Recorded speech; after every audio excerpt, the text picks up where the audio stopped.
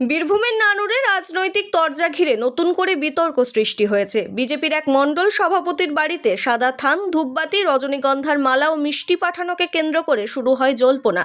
এ প্রসঙ্গে সাংবাদিকদের প্রশ্নের উত্তরে বীরভূম জেলা পরিষদের সভাধিপতি কাজল শেখ বলেন, নানুর বিধানসভায় বিজেপির কোনো অস্তিত্ব নেই বললেই চলে। তাঁর দাবি, শ্রাদ্ধের সামগ্রী রাখার বিষয়টি শুধুমাত্র সংশ্লিষ্ট বিজেপি নেতাই দেখেছেন, গ্রামের আর কেউ তা প্রত্যক্ষ করেননি। তিনি অভিযোগ করেন, সংবাদ মাধ্যমে আসার জন্য মিথ্যা গল্প সাজানো হচ্ছে। কাজল শেখ আরও বলেন, নানুরে মানুষ স্বাধীনভাবে লাইনে দাঁড়িয়ে ভোট দেন এবং 1 লক্ষের বেশি ভোটে বিরোধীদের পরাজিত করে মমতা ব্যানার্জি আবার মুখ্যমন্ত্রী হবেন। তিনি দাবি করেন, অতীত নির্বাচনগুলোতেও বিরোধীদের মনোনয়ন ও বুথে এজেন্ট দেওয়ার ক্ষেত্রে তৃণমূল সহযোগিতা করেছে। মিথ্যা অপবাদে কোনো লাভ হবে না বলেও তিনি মন্তব্য করেন। তাদের অভিযোগ যে তৃণমূল এটা হুমকি দিচ্ছে, বাম জামানায় যে পন্থা অবলম্বন করা যায় ঠিক সেভাবে। কি বলবেন? বিশেষ করে দেখুন, এটা একটা হাস্যকর ব্যাপার।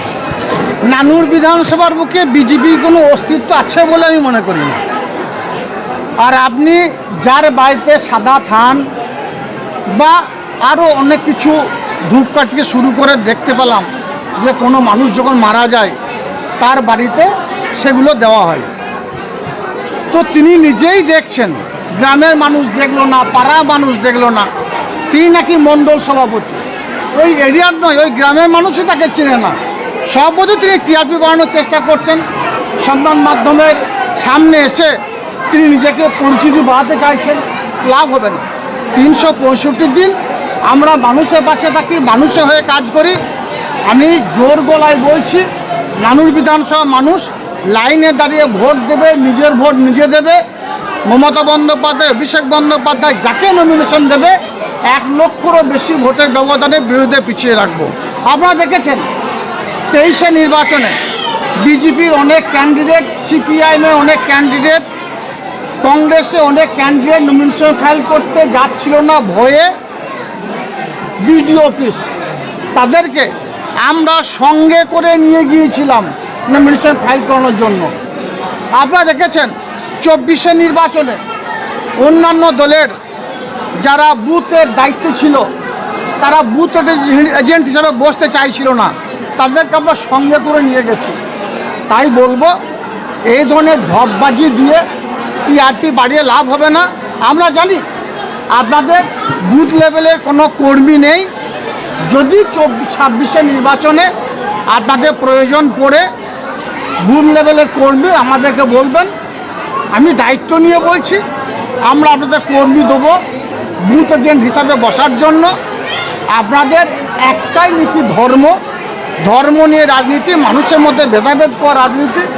2011 প্রাককালে বাম জামানায় হিন্দু মুসলমান, শিখ খ্রিস্টান ইসাইয়ের মধ্যে যে বিভেদের রাজনীতি ছিল, কাটাকাটি কোনো রাজনীতি ছিল, আপনারা বাংলায় সেই রাজনীতি কায়েম করতে চাইছেন। লাভ হবে না। বাংলার মানুষ উন্নয়নের সঙ্গে আছে, বাংলার মানুষ মমতা বন্দ্যোপাধ্যায়, অভিষেক বন্দ্যোপাধ্যায়ের সঙ্গে আছে। এইভাবে টিআরপি বাড়িয়ে কোনো লাভ হবে না।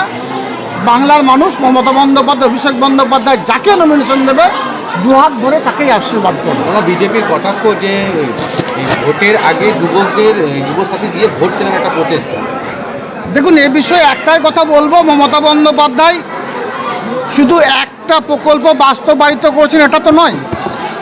তিনি যে প্রকল্পগুলো বাস্তবায়িত করছেন 2011 থেকে 2025 সাল পর্যন্ত প্রায় 100 ছুঁই, অর্থাৎ 98টি প্রকল্প বাস্তবায়িত করেন। আজ যুবসাথী, কিন্তু এর আগে কন্যাশ্রী থেকে শুরু করে, যুবশ্রী থেকে শুরু করে, সবুজ সাথী থেকে শুরু করে একের পর এক জনমুখী প্রকল্প বাস্তবায়িত করেছেন।